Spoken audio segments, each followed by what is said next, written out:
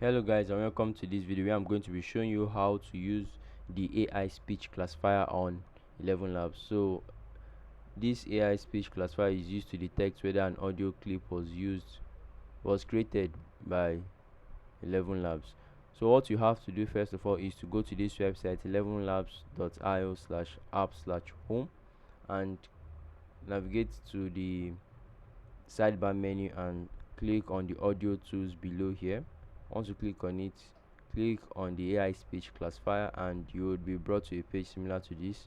Now, to detect whether the audio was created using 11 Labs, all you have to do is to upload the audio here, and the AI would give you a correct information on whether the audio clip was created using 11 Labs. So this is how to use the AI speech classifier on 11 Labs.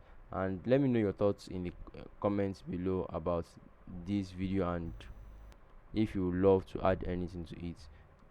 Thank you very much, and I would see you in the next one. Do have a great day.